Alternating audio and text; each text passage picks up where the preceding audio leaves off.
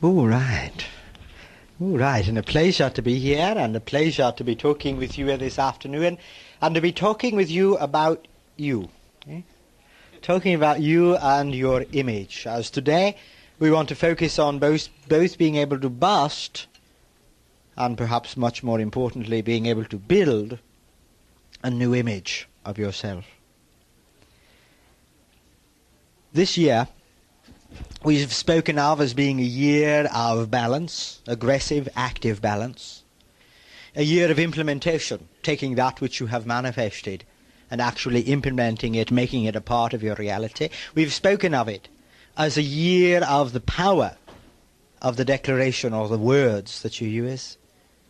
And a year of responsibility that is larger than yourself.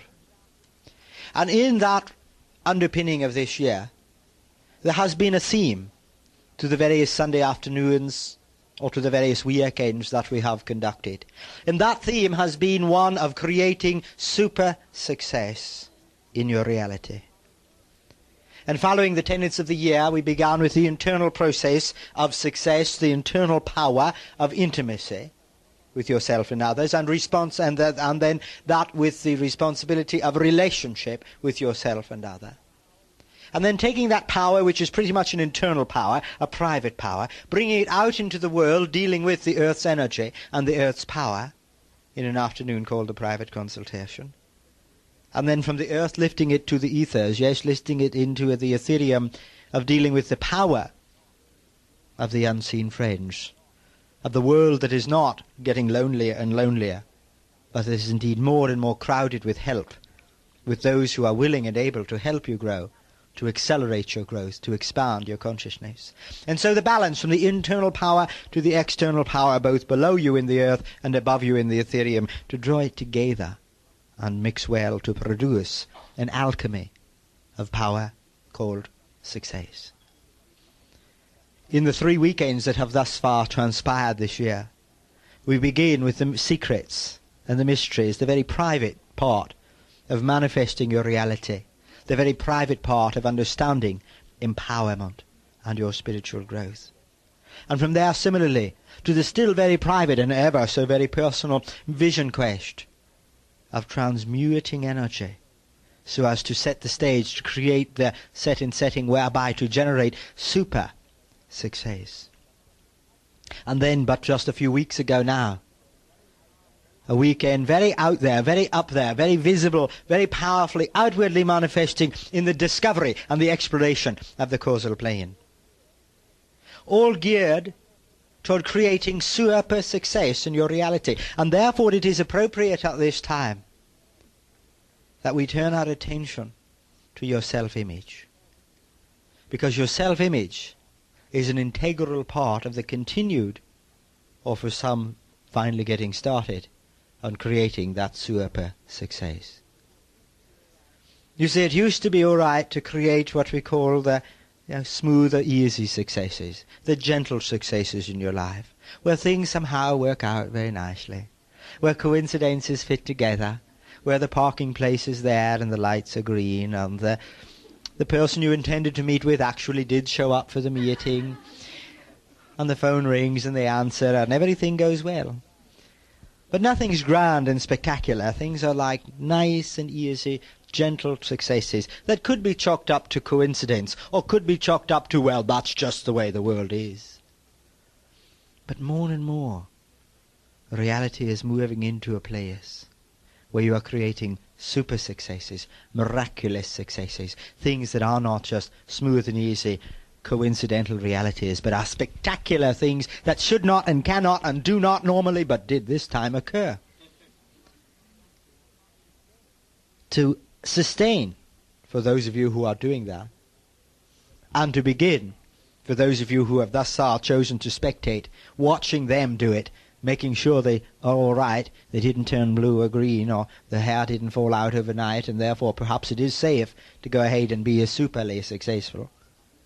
Those of you who are perhaps beginning now, going to step into the waters of that success and allow yourself to have those spectacular successes, it is important to look at image.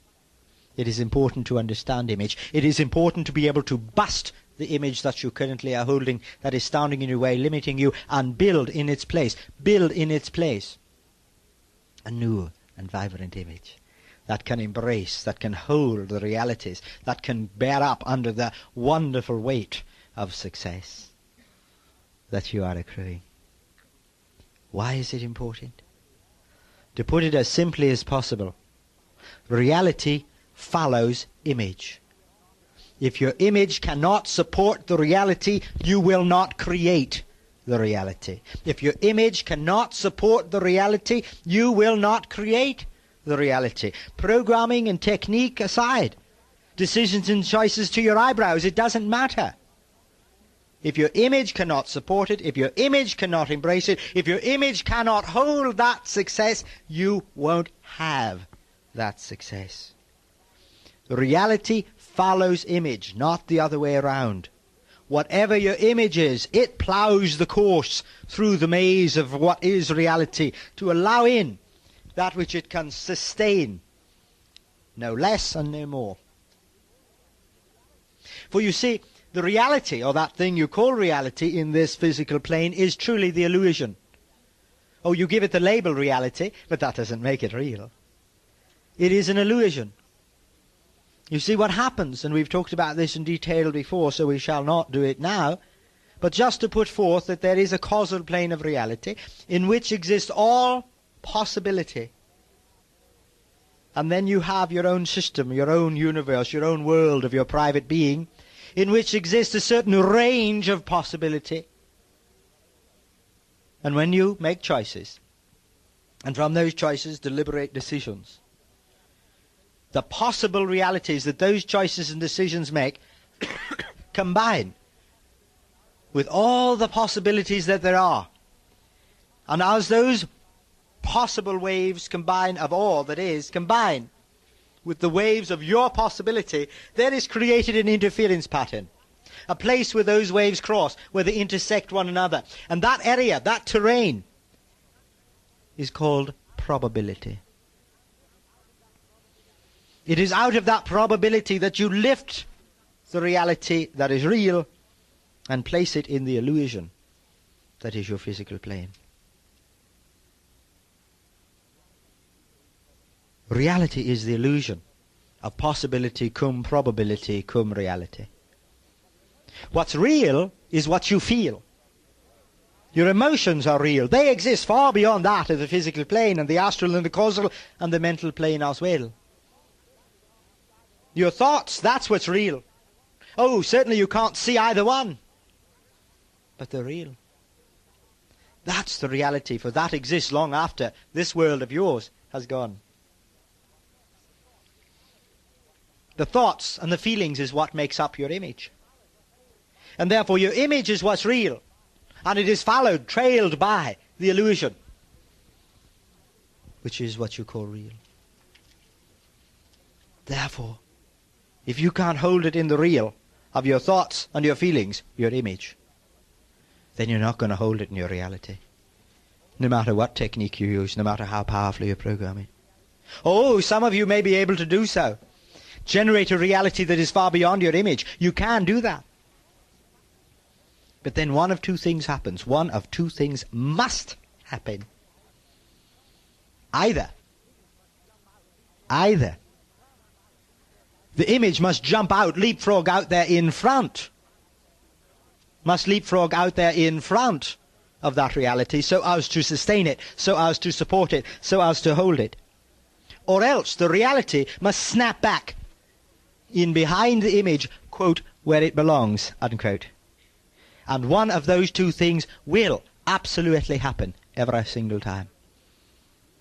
Absolutely so.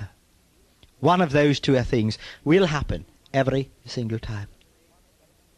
Many of you have seen that. Many of you have created a bonus at work, or a big chunk of money, or a big opportunity of financial awareness. You receive it, ha ha ha ha, only to find out that you have car trouble, or bank trouble, or health problems, and it dwindles away to nothing.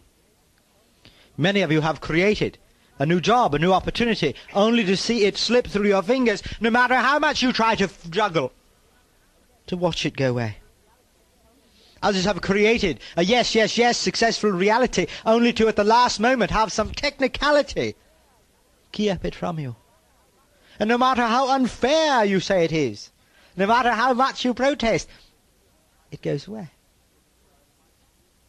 They've proven quite conclusively people who are overweight go on diets and lose the weight. It takes them up to 18 months, a year and a half, 18 months for them to see themselves as thin.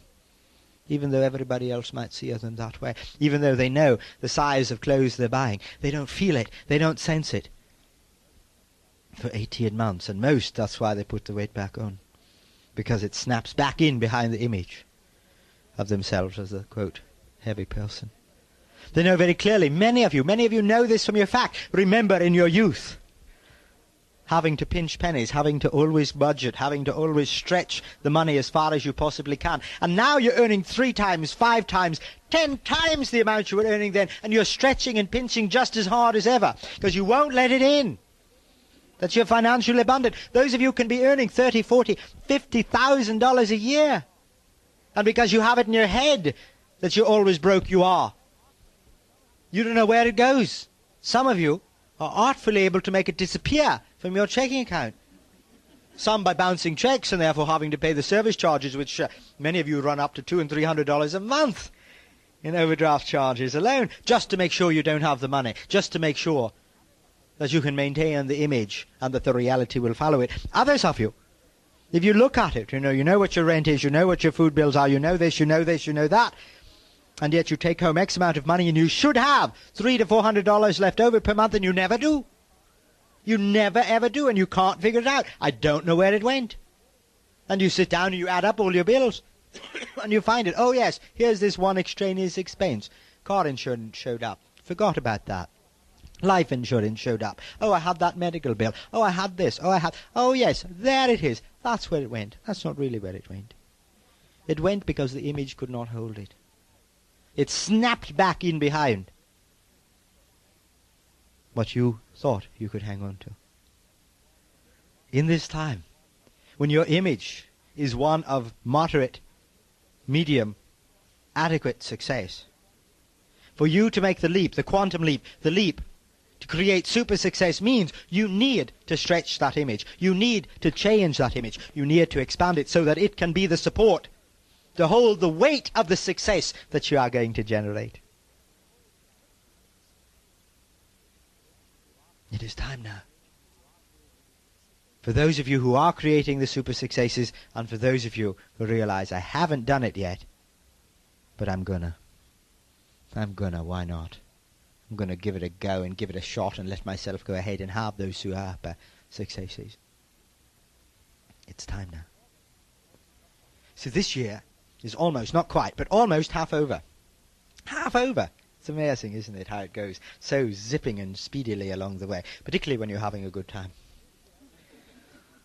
And this year, which so many would want to see as being dismal, economy terrible, all this terrible, crash, fall, boom, it's all going to be bad and terrible. It's being wonderful. It's being wonderful. I mean, we have talked of some of the successes. Goodness, there's those of you creating literally millions of dollars in your reality. Not just tens and hundreds and thousands, but millions of dollars out of your programming. Others of you having that business deal that won't close, that finally closes. Because you changed it on the causal level. Having city bureaucratic, I mean, my gosh, if you can break the bureaucracy, what have you done? Yes? Having bureaucratic decisions where the city won't approve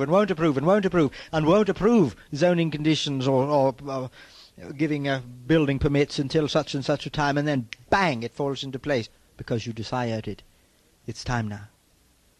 Those of you creating new partnerships in your business opportunity, those of you creating money out of nowhere, those of you creating new jobs and relationships and opportunities that you never let yourself have. And not over a period of time, but in a matter of days. I did it, and 2 days later, I did this, and 3 days later, that fit together. I pulled this together, and this business deal that I've been waiting for, this client that I've been after for 6 months called me. This businessman that I was trying to close a deal on was finally in, and he picked up his own telephone.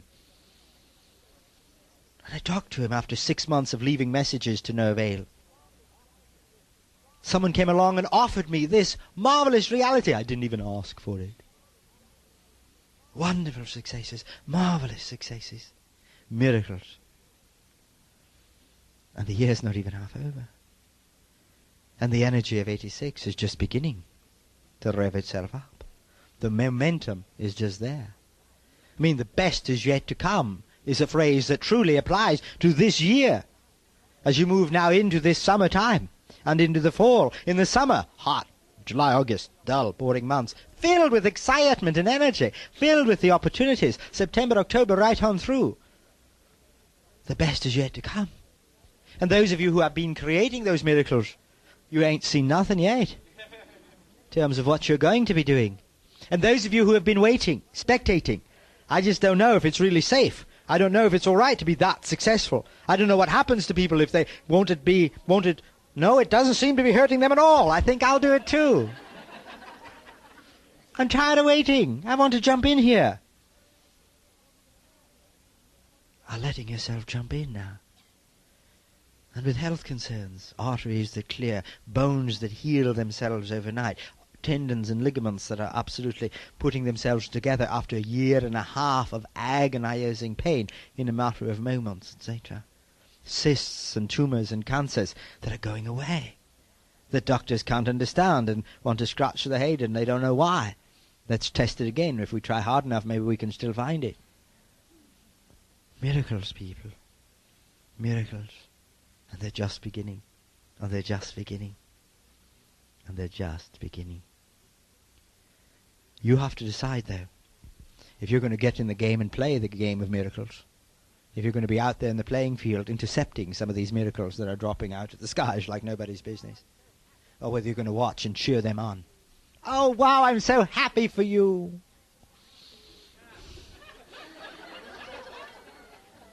That's wonderful. If I hear another miracle, I'll scream. Man.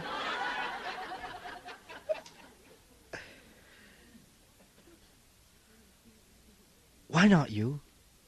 Why not you? Why is it always the other guy?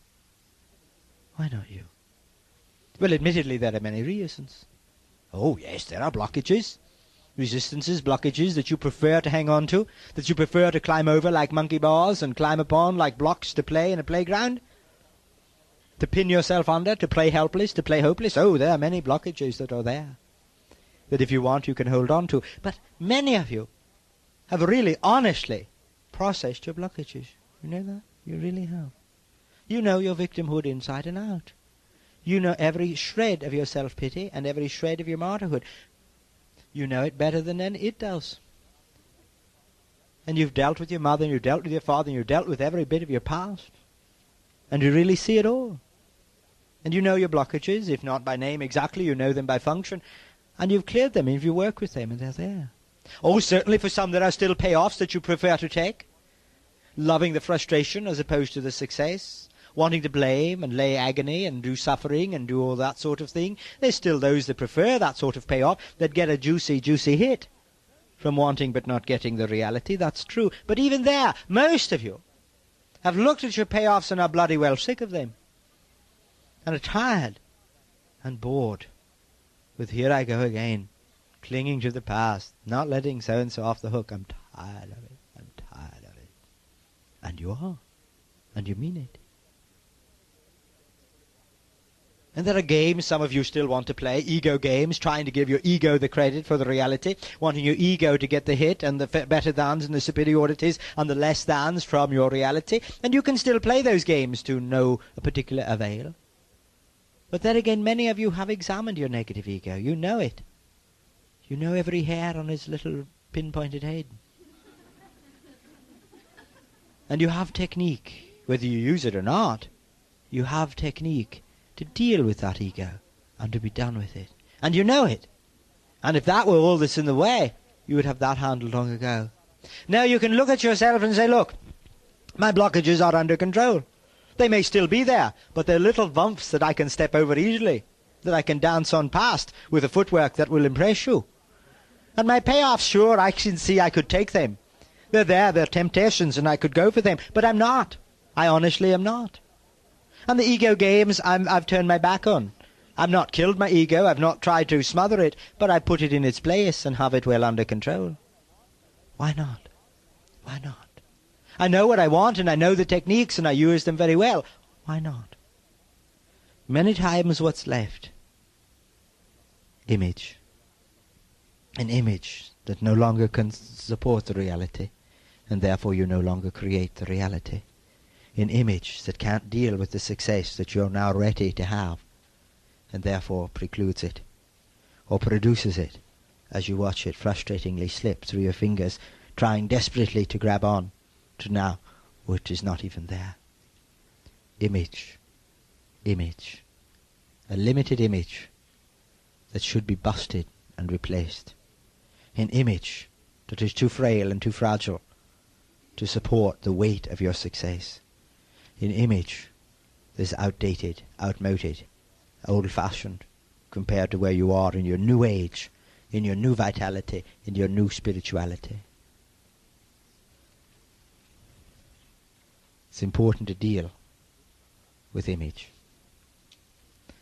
for it can sabotage you. And you too, and many of you are, suffering from the sabotage of self-image. And so to undo that, so as to protect you from that, so as not to fall into that place, so that the realities you see just beyond your fingertips, just a decision away, just a choice beyond your reach. The realities that you can feel and almost taste, just beyond your thinking, just beyond your feeling. And the realities that lie just a shade outside your beliefs and attitudes can become a part of you, can become yours, can be something you can own by stretching the image.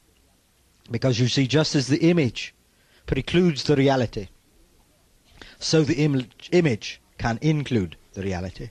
If you have an image that is filled with joy, an image of myself as always happy, always successful, then that image will attract realities to support it. It will consume successes to keep itself alive.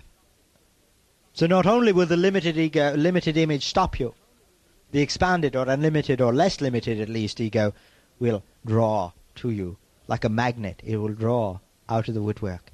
Like a wonderful magnet, it will draw out of the universe all the potentialities to support its being, to bring itself about consistently. Not logically, but consistently. So not only is the negative image limiting, the positive image is expanding. A double hit, working with image. So to begin, we first must look at what it is. And here's another term that you're supposed to know, right? Image. Everybody knows what image is. Hey, come on. Don't be so foolish. I know what it is. It's, image. It's the image that you hold of yourself. It's the way you image yourself. It's self-image. That's what it is. Everybody knows. Come on, let's get on to the meat here. Okay? The problem is you don't really know what your image is. And to look at it, to understand it, we have to examine some other terms. We have to examine identity, self-esteem, impact, to finally come to understand what image is. Identity, we begin with. What is your identity? The proverbial question, who am I? What is your identity? Your identity is really quite simple, and you look for a very complicated, very intricate, very esoteric answer, and that's why you don't find it. It's sort of right there at the tip of your nose, and you're looking way out there to find something ever so heavy, yes? Ever so profound, ever so moving, to define who I am. Well, you have images and you have identities, and we begin with identity. They're not the same. They're not the same, although people want to see them as such. The identity is what you do, what you say, and what you think. What you do, what you say, what you think. And no, what you do, what you say, and what you think. No fine print.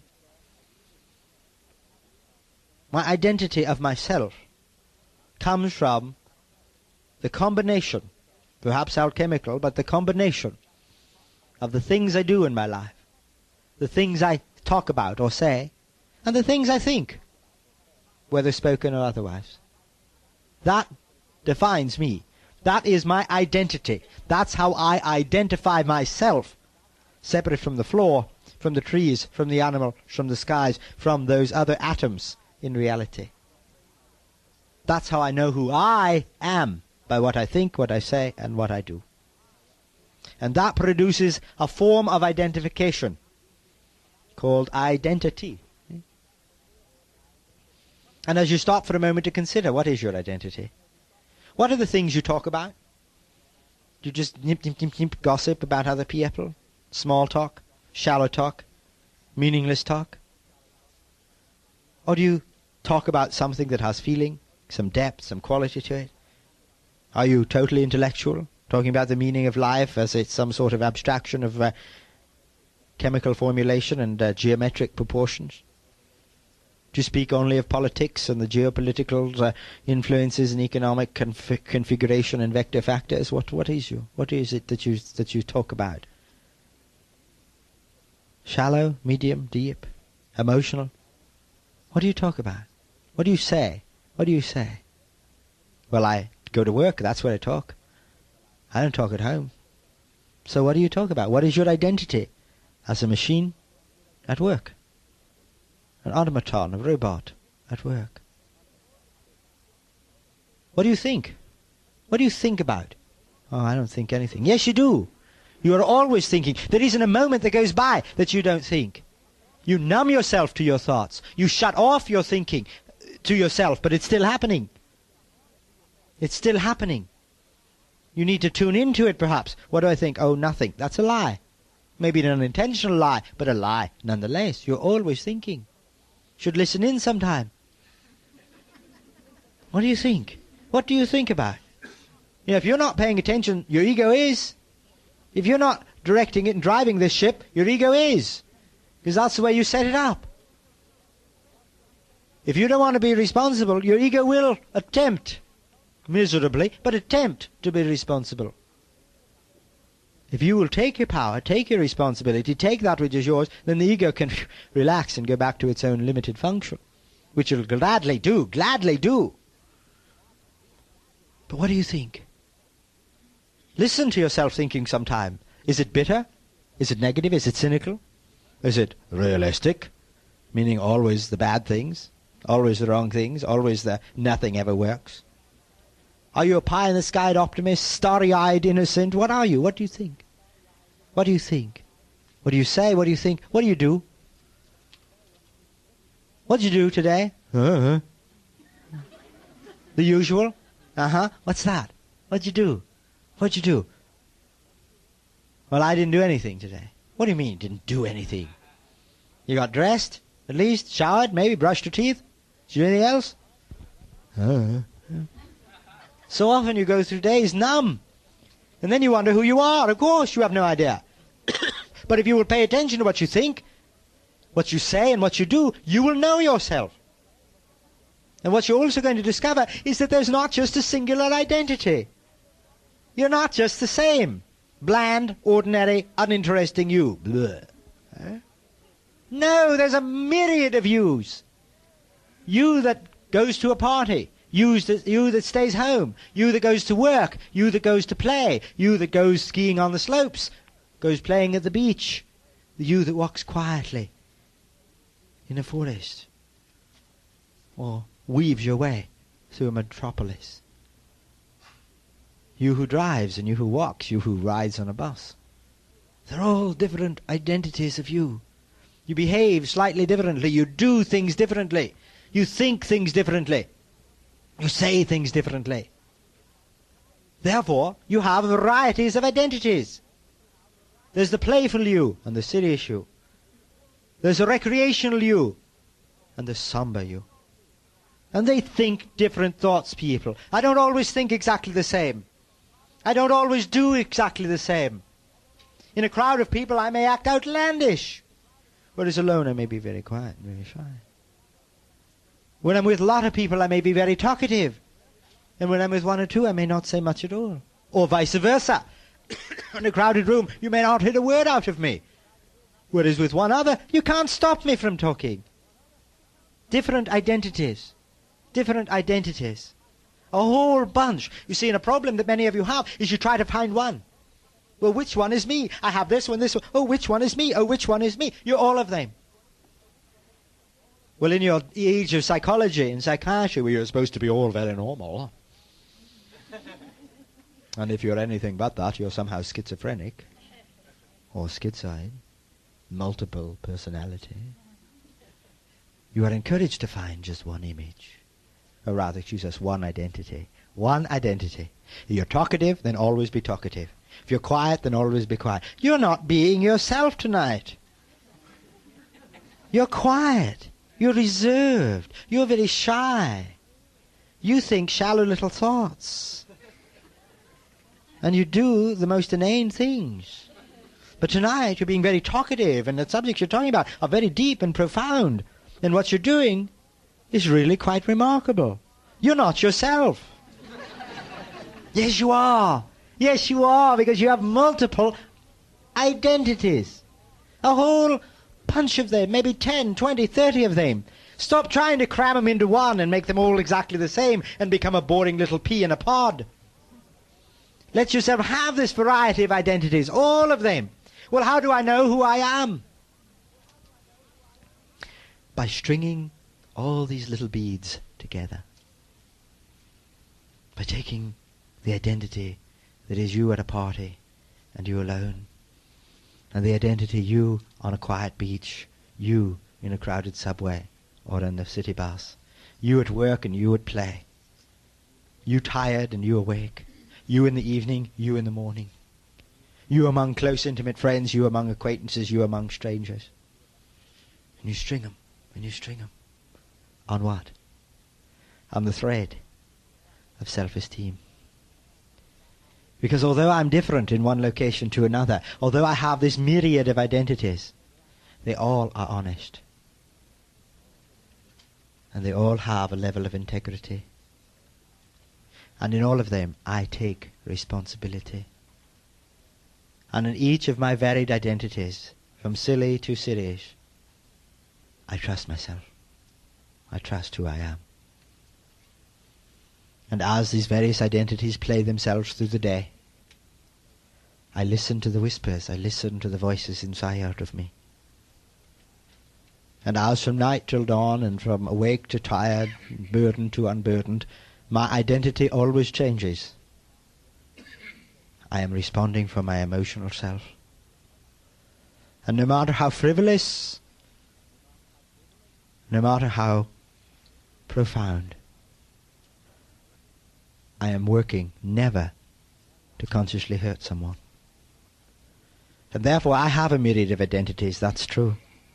And you may not be able to recognize me distinctly from the fun to the serious, from the light to the heavy.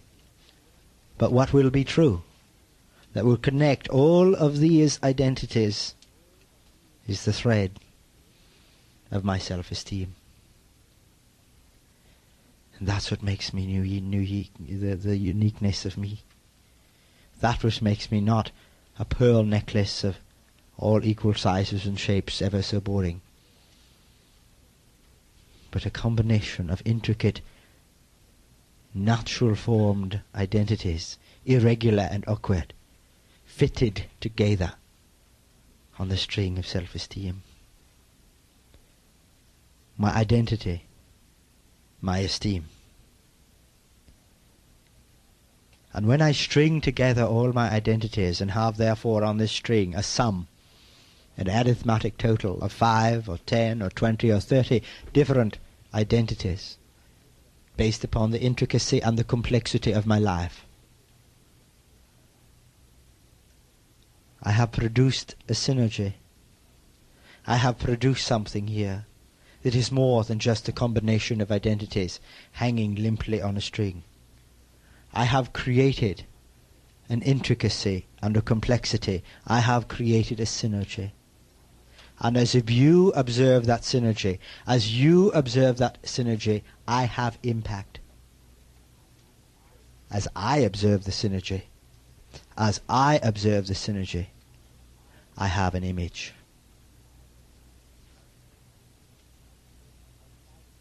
The observation outside of me is the impact I have. The observation inside of me is the image I hold. You've often noted people that you have met, and now as you've known them many years, you think back nostalgically and you say, boy, I remember when I first met so-and-so, my impression of them was such and such, and boy, is it different now. I thought they were a, but boy, once I got to know them, they really turned out to be a whatever. That's impact. Oh, I may call it image. The image I held of them, their image to me was, but what I really mean is the impact they had upon me. The impact they had upon me was that I thought they were a real loser. But now that I've gotten to know them, the impact they now have is that they're very shrewd, quiet, but profoundly shrewd. The impact they made upon me initially was that they were with it and together. I call it the image. The image was one, but what I really mean is the impact on me was of being together and with it and on top of it. As I got to know them, I realized their jokes were always the same, and that they had nothing to say beneath the veneer, and therefore, in fact, they turned out to be very shallow. The image was shallow, the impact was shallow. The influence of the synergy of stringing together your identities on the string of self-esteem is to produce impact in others, to produce an image in yourself. Image is the container that holds the fluidity of identity. The image is the container, the boundaries of the fluid identity. We like to relate it also from one analogy of the diamonds on, or rather the pearls on a string, to a river. And if we look at the identities as the many drops of water, the many different drops of water, some of them carrying these chemicals, some carrying those chemicals, some carrying yet other chemicals, toxic or otherwise. And as they all come together, they flow. And that flow is called the current, or the self-esteem. The many droplets of water combine arithmetically, and there is a current based upon the slope, based upon the whatever, a current that carries those droplets of water together as one downstream. That is the self-esteem, the motivator, what moves the water along. And the banks of the river, they are the image.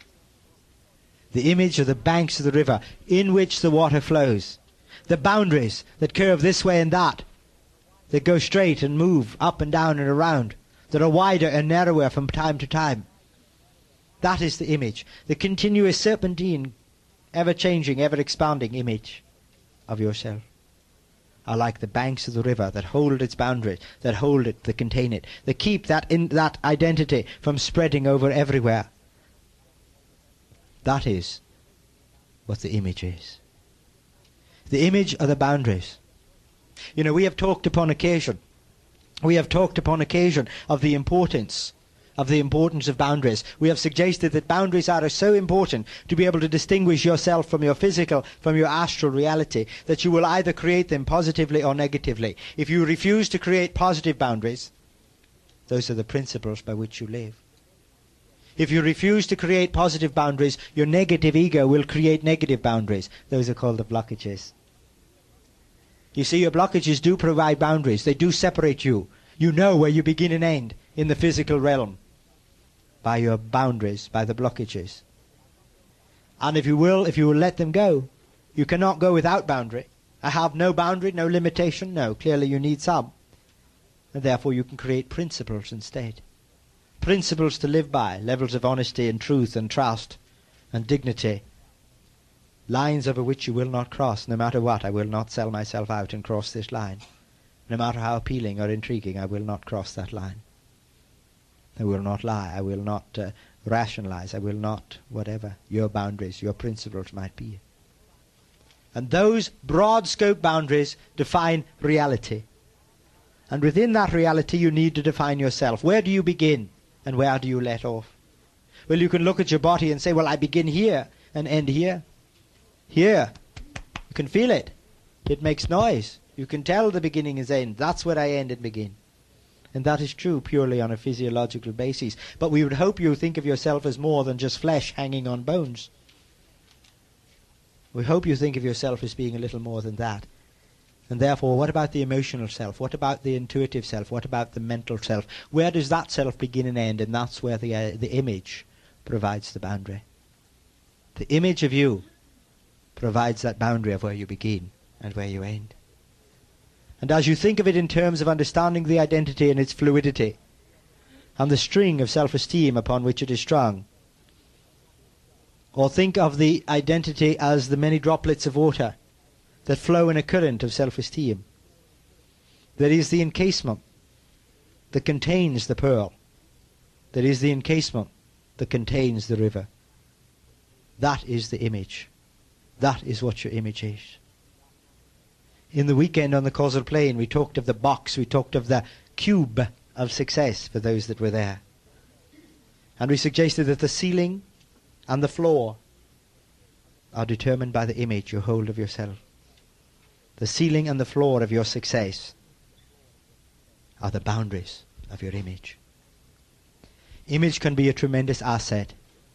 It's important to have an image. We would go so far as to say, as of yet in your evolution, it is essential to have an image. Someday you may reach the evolutionary level where you need no image at all, but right now you do. You need boundaries. You need those limits. And they can be very important. The image can provide focus, can provide direction, can provide the boundaries for the very fluid and very free-flowing identity, so that you can get somewhere. So that you can take what you think, what you feel, and what you do, and direct it, and have it accomplish something. Have it lead to something at the end of a rainbow somewhere.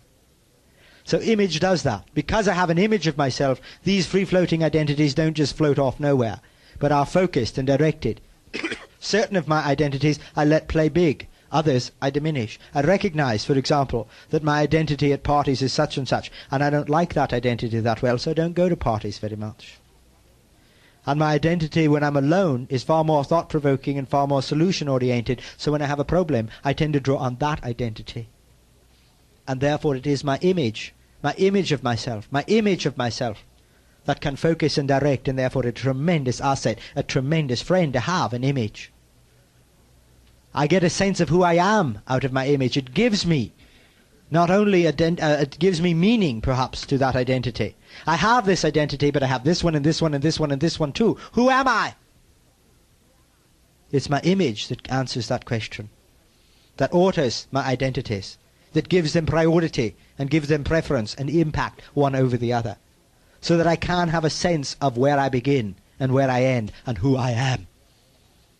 Image is a tremendous asset. Image can define what of the probabilities I will manifest. See, because I don't want to manifest every probability, every possibility that is. My life would be too cluttered, too junked up. I couldn't possibly deal with it. This tape is produced by Concept Synergy, 1-407-876-4973.